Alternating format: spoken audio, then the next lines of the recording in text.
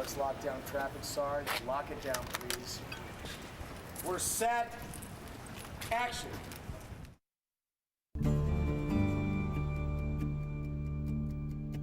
Bandits began when a woman named Michelle Burke called me up and said she'd gotten something which seemed interesting to her and would I take a look at it. And what she had gotten was the life story rights to two men, Joe Daugherty and Terry Lee Connor.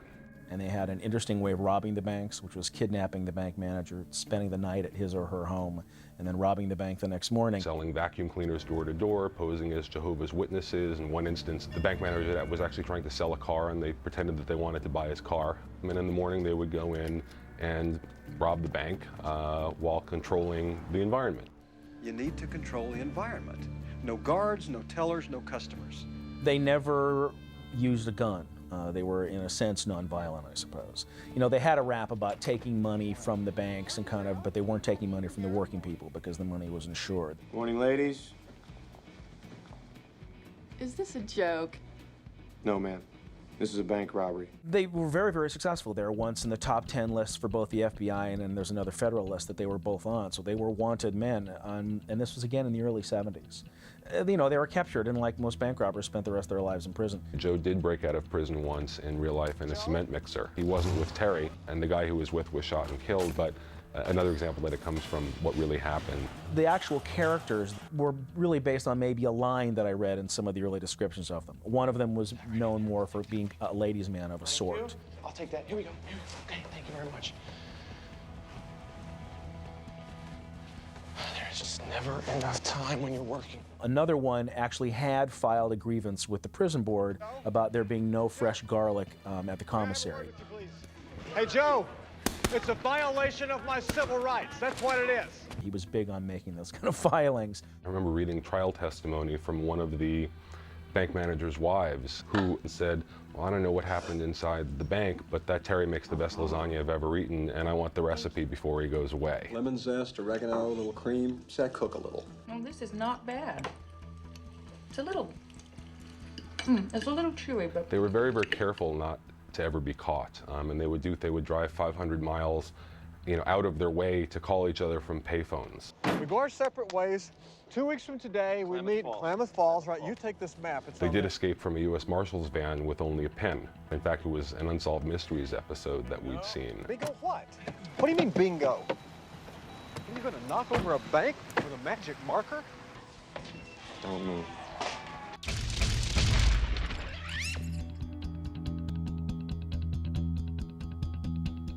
We began the process of trying to figure out, okay, what kind of a film is this? It's a story that's part soap opera, part crime drama.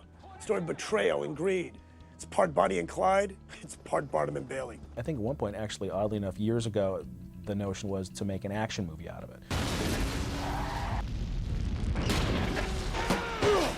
I had stacks of documentation about the many banks they robbed, and I said, okay, I'll do a script if I can turn it into a romantic comedy. Let's get in the car, and we'll just drive and drive and drive and drive, and then we'll stop at the perfect place, and we'll stay there for as long as we want to, and then we'll get back in the car, and then we'll drive and drive and drive and drive, and we'll find another perfect place. He worked out the outline of a story, and we began to develop Joe and Terry and the woman who comes between them. Your left eye is a fraction darker than your right one. Nobody ever noticed. To a certain degree, there are elements of this, I think, which come from Harley's own life. He is something of a hypochondriac, as Terry is. For the love of God! Does no one else hear that infernal ringing? I'd always wanted to write a character that was a hypochondriac because I'd had those experiences when I was younger, and I wanted to make use of them, and I realized, well, here's my opportunity. Antique furniture scares me half to death. What's that called? Well, I don't think there's a name for it. I believe I'm the only one. Oh, no. Anything before 1950 just gives me the heebie-jeebies. Actually, Barry Levinson heard some of the things I have phobias about and put them in the script, like the fear of antique furniture, things like that. Hey, do you smell burning, brother? Burning feathers? Joe's older brother, Albert. He smelled burning feathers. I believe it was either George or Ira Gershwin. One of them died of a brain tumor and smelled burning feathers for 2 weeks before he died. And I literally, like Terry in the movie, walked around asking people if they smelled burning feathers. You smell burning feathers? No. Brain tumor? I know I do. What? Yeah, the guy there, he told me my pupils are different sizes. You're kidding me. He went to work on writing the script, and we worked very closely for Probably 4 or 5 months. It then languished on a shelf for a while. The first actor to come on board this movie initially was Val Kilmer, who was interested in playing the role of Joe. It was the first meeting with Val when he'd come on board, and he sort of said, gee, who would you like to direct this? Who are you thinking of? And I sort of said, if I had my dream director, Barry Levinson. Barry was clearly, you know, the sort of ultimate choice for this, for his incredible gift of both character and action and comedy and so forth. But I couldn't figure out how to do the movie initially. I couldn't figure out how I could make my sensibilities, you know, work. We sat down and we decided, gee, who do we want to play Terry? Who would be great? And we decided, let's send it to Bruce Willis. Read the script and I go, gotta do it. Gotta be involved in this. Really well written script. And then Bruce Willis read it, and when that happens, things change quickly.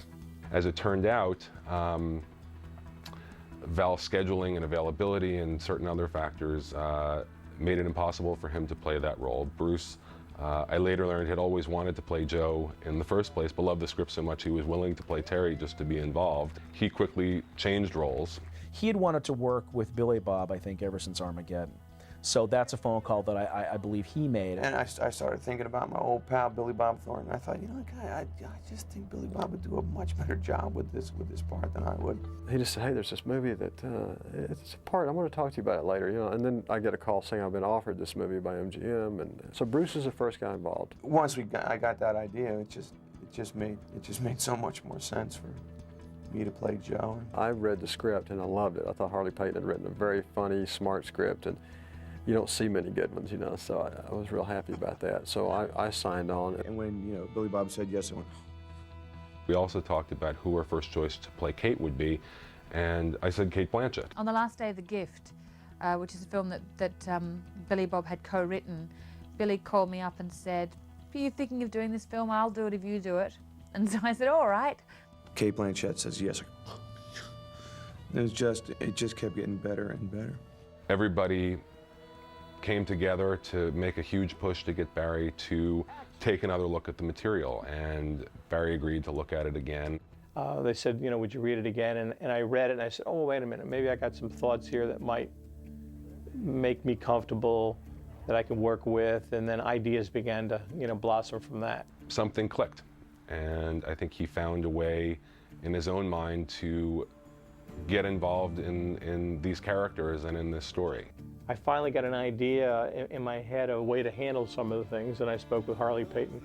I told him about those things, and we began to discuss that, and then, you know, it began to make sense to me in terms of how to proceed. I remember getting the phone call saying, we've got Barry Levinson, and okay, great. You know, it was just the biggest grin you can possibly imagine on my face. I can't believe this little thing that, you know, started out being this small movie has got, you know, Academy Award-winning director, Academy Award-winning actors, Bruce Willis, the biggest star in the world, perfect director, perfect cast.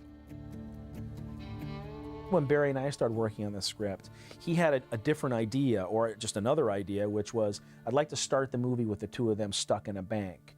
Let's revisit that along the way. Let's tell the audience, in fact, in that opening scene that they're going to die in that bank, to add another level of tension to the movie. I thought that we needed to sense that something was going to go wrong, which we plant, and therefore we know that all of the kind of fun that they're having, something is about to happen, so it kind of pushes us along in a certain way. And then as we work our way toward the conclusion of the film, we'll revisit them in this bank, and then finally show them in the bank and show how they in fact managed to get away with it. And so if we can get to that, and then, you know, so it's not coming out of left field. At some point we go, oh, yes, right. Pollard did start with the squibs in the beginning. Pollard did play with, you know, fire. All of those little steps have been laid out. Pollard was meant to be someone who was a kind of innocent, loopy character, and we've seen that a lot in movies lately. It's not like it's a unique character. And I was very curious to see how it would be cast. Harvey Pollard has this kinetic energy, this bounce, this joie de vivre. I saw him on tape. Reading the scene, I thought he was interesting. He came in, he read. I thought he was even better. I'm a stunt man. Oh. Oh yeah, I mean, by the way, Troy Garrity, a lot of people don't know, is Jane Fonda's son, and so you're coming from a kind of, you know, show business royalty. Do you remember what I said about conspicuous behavior? Keeping a low profile. Are you achieving it, do you think? You bet. Good boy. I met Troy Garrity when he was in his mother's belly. You know, Paula Weinstein is my godmother. He came in and read for Ellen Chenoweth, who's the casting director and has worked with Barry on most of his films. And she didn't tell me she'd brought him in. And I figured if I involved her in the process, then it would set a paranoia or fear inside of me that I didn't really deserve it. This was when he did all on his own. Something's mine. I want to have earned it. You ever wonder why a man set himself on fire and jump off the top of a 12th-story building? Gosh, no, I didn't, Harv. Women love a man who loves danger. And Garrity was amazing. He's just really, really funny. And it was a pleasure to watch him. And as it turns out, then I find out, you know, that it's Jane Fonda's, you know, son, which I didn't know going in. I mean, he steals every scene he's in, and everyone is pretty well aware of it. I never want to know what anybody does before I meet them, so I never ask, what do they do, and I never want to look at the resume. It's, how do you react to the individual that you meet? So, what sort of work do you do, crime-wise? Bank robbery. Would they rob banks? I'd drive the getaway car. Harvey? The first location that we shot in was actually the Oregon State Prison. Bruce, Billy Bob in the prison, in the yard, you know, with all the prisoners, because they're not just extras, they're prisoners who were extras. You know, that, the guy, Lao Tzu. There you go. Lao Tzu. You know, Joe, I've begged you to stay in the library. And I was talking to the warden, it's this woman. I said, so what are these, in this particular, what we're using here, which is mostly what, robbers or whatever? She said, no, everything. I said, what do you mean everything? She said, you know, murderers, etc. I said, you mean we're in there with murderers? And so there's like 400 people, and they're the murderers. And here you are, like suddenly with the murder. And there was nothing between us and the prisoners. For some reason, I don't know if they were just starved for entertainment or what, but I never felt weird there. No, never felt threatened. Strange. Billy Bob, I think, had an affinity with all of them. Maybe it's just the Oregon vibe. Who knows? The bank manager at the Silverton Bank, who Bruce says you look very honest to, is actually the real warden of that prison. You telling me the truth? I'm telling you the truth. You look very honest. we went from Oregon all the way down into Northern California, and then down in the Carmel and through that region until we eventually got into Los Angeles. Throughout, for the film and the look of it, we did use different kind of color at times. It was a joy to show up on the set and sort of see what Victor Kempster had done in the production design. I mean, even the hotel room where Bruce is alone when he was punching the walls and everything else, that wallpaper I think that Victor got, I think it's the San Francisco quake, and that's the wallpaper turned upside down. Barry also gave Victor an enormous amount of freedom in the way that he designed the movie. I always think that the work that you do should be so unobtrusive that only in subsequent viewings would you realize what they were up to. We painted a pair of binoculars looking, out on the billboard across from the window, so that when you get that great shot of Terry when the police are questioning him, there's somebody going like this, looking through binoculars which frame his face. Good morning. I mean, even the first bank robbery with the big George Washington facing in, the dollar bill, the whole wall is levelers or whatever that shift, so that just get that kind of a look. And Dante's cinematography and the use of the color. Dante Spinotti is just spectacular. He is an artist in the truest sense of the word. We all used to joke that, Dante's painting with the light again today, but he really did. The whole Nick's Cove scene, all of which was shot in the daytime with gels on the windows. It looks like the most beautiful night you can imagine. Lactose intolerant. You what? Lactose intolerant. You're lactose intolerant? Severe diarrhea.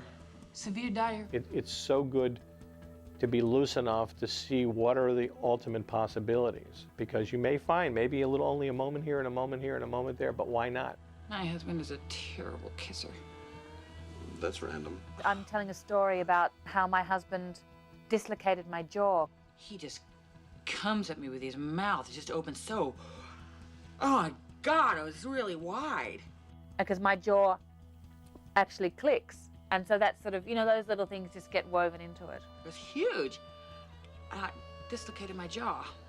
There's always a little bit of yourself in every character, you know what I mean?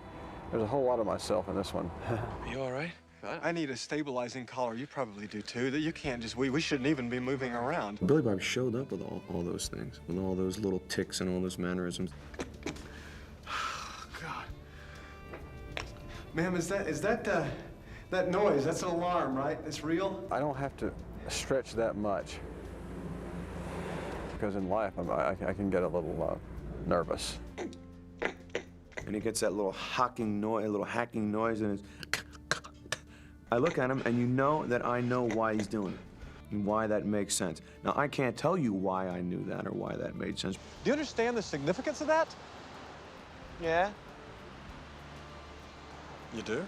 I think the greater the dysfunction, the funner the performance. And I based Pollard on my mother's golden retriever. The dog has sort of a loyalty to its family, like, you know, that humans kind of don't have, but should.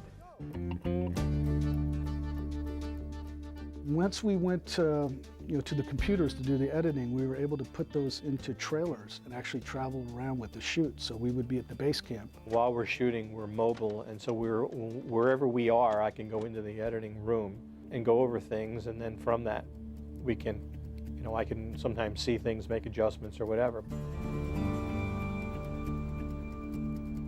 It's very helpful because you can see very clearly how the movie's rhythms are working. What I do is I try a lot of music against the film as we're actually shooting the film.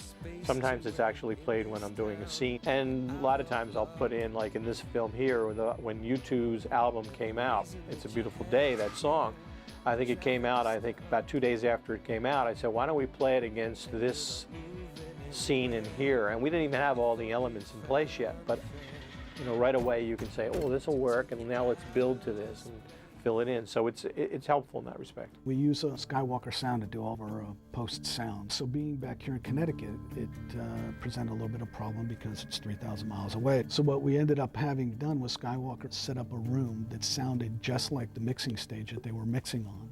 And we were able to have Barry stay here while they were mixing in San Francisco. The scoring and the mixing, you can make all the adjustments you need to make and talk to, in this case, Chris Young, about changes, little, finesses that need to be taking place. My daughter Scout has a particular talent for, belching.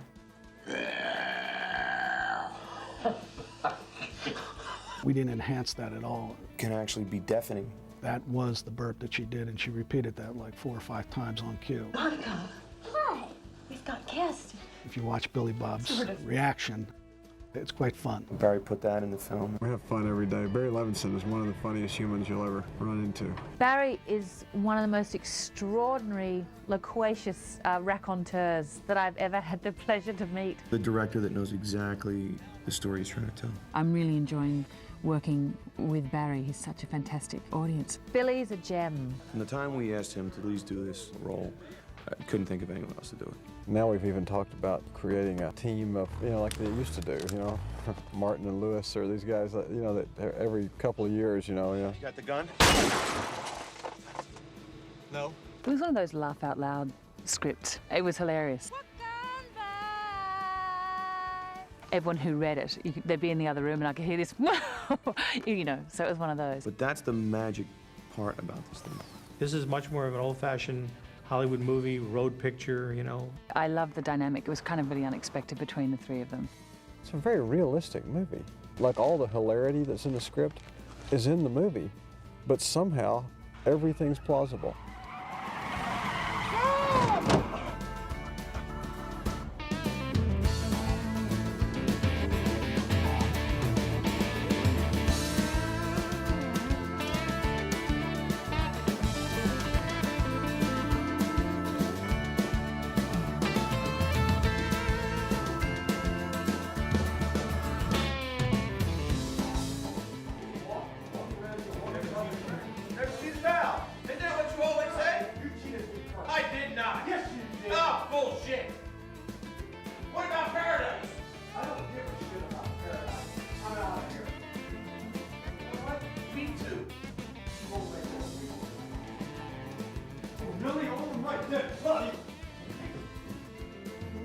And switch. All right, brother. Stand go high. Richie, stand by the roll. Sit down. Come on. Okay. Terry, you're hot, Shannon. You're rolling, Richie. Ready, and action.